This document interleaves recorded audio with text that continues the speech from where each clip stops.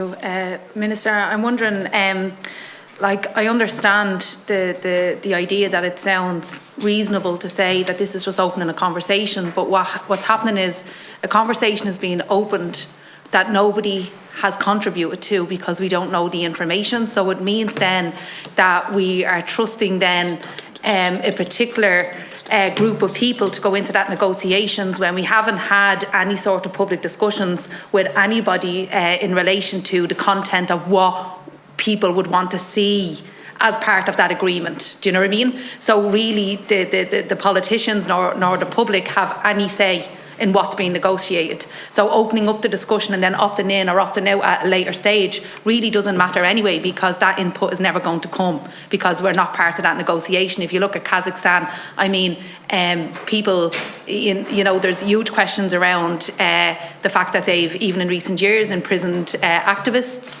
in terms of people's politics, LGBTQ rights. There's so many issues. There was a recent Amnesty report that highlighted that there was a forcible return and a further risk of forcible return of activists from, I'm not sure how to pronounce it, but Uzbekistan, is it? Uzbekistan?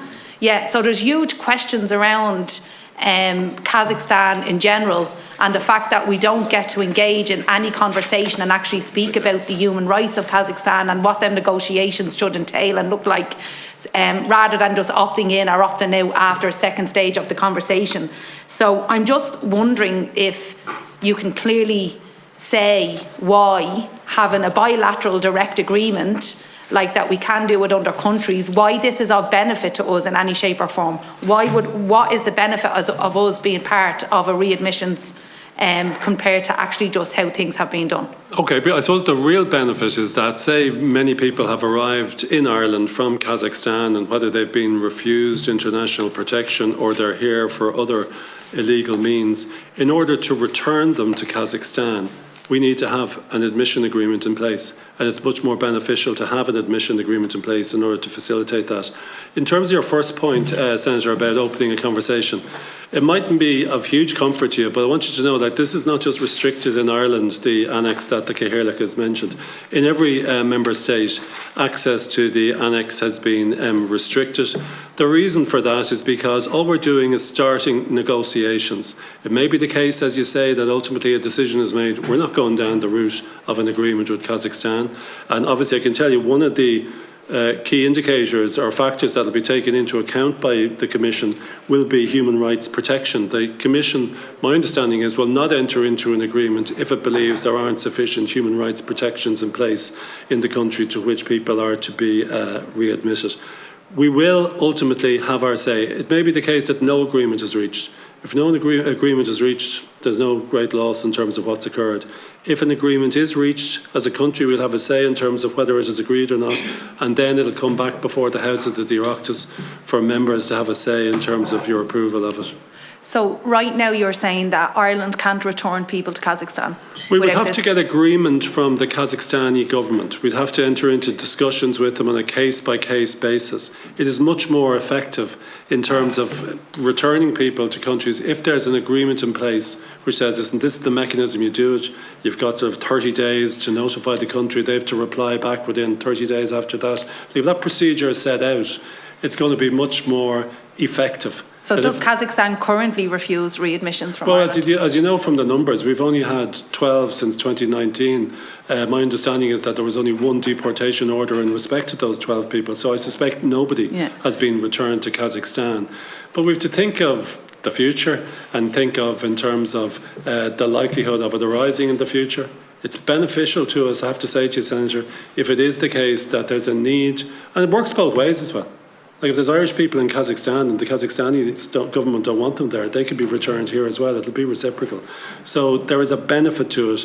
And like anything, there's far greater benefit in having an agreement that people can see as opposed to sort of an informal discussion between governments as to whether you'll take this person or that person. But do you not think that that case-by-case basis is extremely important when we look at the political climate of some countries? And as we move to a place where we're making decisions where we will start to create create a hierarchy under asylum processes where we say, okay, we won't return people in terms of war, but actually if we have individuals from Kazakhstan that come here and they say that they're gay men or whatever and they can't live within that country, actually those types of nuances can get lost if we have this flat agreement where we go, and if you don't reach a criteria, well then actually we're not going to deal with people on a case-by-case basis. We're actually going to have this other mechanism that triggers readmission. Yeah.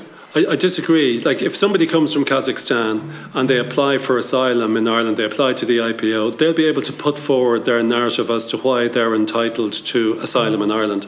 That is not going to be affected by the fact that there is a readmission agreement. They'll still be able to put forward their case. If it's the case that they're granted asylum because of the factors you've outlined, they'll stay here. There's no issue about that. This only arises when we're dealing with illegal migration. If we have an individual who went through that process and after going through the appeals, they're told, sorry, you're not entitled, and they're issued with a deportation order. And obviously there's a whole process of assessment of rights when it comes to before you issue a deportation order. It's only after that stage that the contemplation of using the readmission agreement arises. So like the underlying rights of an individual from Kazakhstan claiming asylum in Ireland won't be undermined by this potential agreement. Final question, Chair. In relation though to the decision making, I think we talk about, like, you know, future proofing, and we may only have 12 people from Kazakhstan now, and you know, if that grows, or if the fact that Europe is moving towards a much more strict narrative on migration, we may start to see lots of negative decisions, even where we see very legitimate cases for asylum, because the EU is becoming harder and harder on migration. So someone may end up with an illegal status, but that could be because the actual criteria around asylum or migration has changed due to the political climate. So again, I still believe that a case-by-case basis is extremely important. Yeah, the fundamental rules in respect of asylum applications isn't going to change in terms of if you're fleeing persecution, if you're saying there's a threat to your life or health as a result of being sent back to a country, those rules will still apply. And you may get a negative decision, you may get a positive decision, but it's not going to be affected one way or the other by this readmission agreement. This agreement, which isn't an agreement yet, this potential agreement will only have application in circumstances where somebody has been told you're not entitled to stay in Ireland. And that's the only reason happening. That all those rights and defences and protections will remain, but ultimately if you're not allowed to stay in Ireland and you're from Kazakhstan, what do we do? Like, I'm sure on another occasion I'll be before this committee and there'll be, if there was a person from a country and said, well, they're not entitled to be here, what are you doing about it?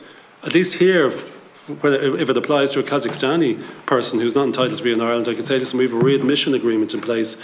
He or she needs to be sent back under that. And if we didn't have that readmission agreement in place, there's nothing we can do.